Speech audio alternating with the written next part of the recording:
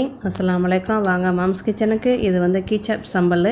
நம்ம வந்து அடுப்புலாம் தேவையில்லை, நம்ம பச்சையாகவே அரைச்சி நம்ம செய்யக்கூடிய சம்பல் தான். இதோட வேலைன்னு பார்த்தா 1 நிமிஷம் வேலை தான்.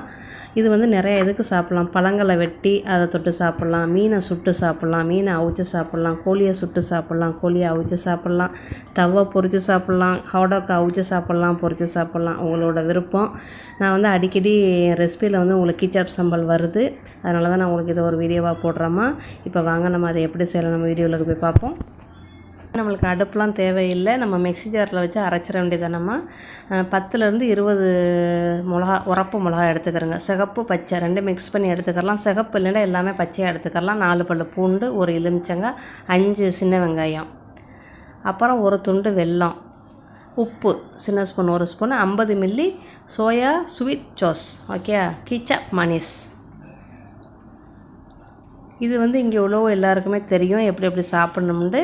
இது தெரியாதவங்களுக்காண்டி நான் போடுறேம்மா. நான் அடிக்கடி சொல்கிறேன் கிச்சாப்பு அப்படின்ட்டு, உங்களுக்கு அது விளங்கலை.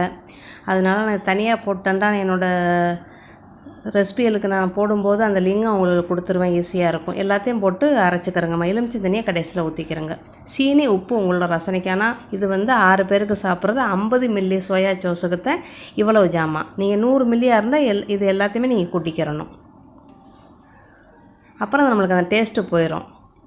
மீன் சுட்டு சாப்பிட்டா மட்டுமே நீங்கள் வந்து கொஞ்சமாக பிளாச்சானை சுட்டு அதிலே போட்டுருங்க. இந்த அரைக்கும் போதிலே போட்டு அரைச்சிருங்க, ரொம்ப நல்லாயிருக்கும். நான் இப்போ மீன் சுடலை, நான் வந்து தவு தெம்பைக்கு தான் இதை சாப்பிட போகிறேன். அதனால் நான் வந்து நான் வந்து இது பாவிக்கலை, பிளாச்சான் பாவிக்கலை.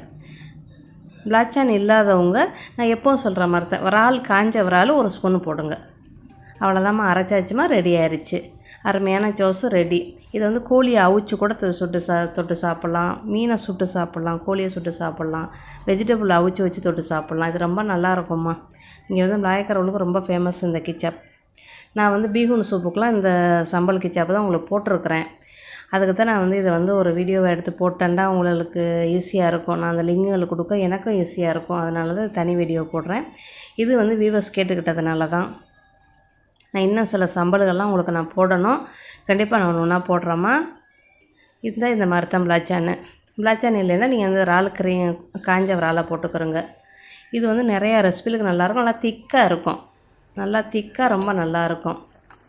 கடையில் கூட நம்மளுக்கு இப்படி கிடைக்காது. நம்ம வீட்டில் செய்கிறதுனால எல்லாத்தையுமே நல்லா தரமான பொருளை போட்டு நம்ம செய்கிறதுனால நம்மளுக்கு வந்து ருசியான கிச்சாப் சம்பல் ரெடி. ஓகே, மீண்டும் சந்திப்போம். பிடிச்சிருந்தா லைக் பண்ணுங்கள், ஷேர் பண்ணுங்கள், சப்ஸ்கிரைப் பண்ணுங்கம்மா. தேங்க்யூ.